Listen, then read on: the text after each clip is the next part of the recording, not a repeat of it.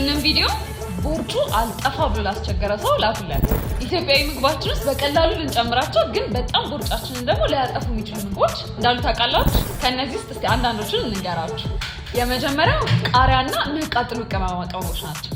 እነዚህ ቅመማ ቅመሞች በውስጣቸው ካፕሳሲን የሚባል ንጥረ ነገር ስላላቸው ይሄ ደግሞ የሰውነት ሙቀታችንን በመጨመር ሜታቦሊክ ሬታችን እንዲጨምርና ቶሎ ቶሎ ስባችን እንዲቃጠል ይረዳናል። ሌላኛው ምግብ ደግሞ ሲናመን ወይም ደግሞ ቀረፋ የምንለው። ቀረፋ ደግሞ በሰውነታችን ውስጥ ያለውን የስኳር መጠን በማመጣጠን ስብ እንዳይጠራቀም ይረዳናል። ስለዚህ ተጨማሪ ስብ አንጨምርም ማለት ነው። ሌላኛው ምግብ ደግሞ እንቁላል ነው። እንቁላል በተፈጥሮ በጣም በፕሮቲን የበለጸገ ስለሆነ ትንሽ ራሱ ተመግበን የጥጋብ ስሜት እንዲሰማን፣ ስለዚህ ተጨማሪ ምግብ እንዳንፈልግና ተጨማሪ ፋት ያላቸው ወይም በጣም ስባቸው ብዙ የሆኑ ምግቦችን እንዳንመገብ ይረዳናል። ስለዚህ ጠዋት እንቁላል ከተመገባችሁ ረጅም ሰዓት ሳይርባችሁ ትቆያላችሁ። ሌላ ተጨማሪ እንደ ስናክ አይነት ነገሮችን ሳትበሉ መቆየት ትችላላችሁ ማለት ነው። ስለዚህ ይሄ ቪዲዮ የተላከላችሁ ሰዎችና ቦርጫችሁን መቀነስ የምትፈልጉ ሰዎች ለምሳሌ ነገ ጠዋት ቁርሳችሁን እንቁላል መብላት በመጀመር ለውጡን ማየት ትችላላችሁ።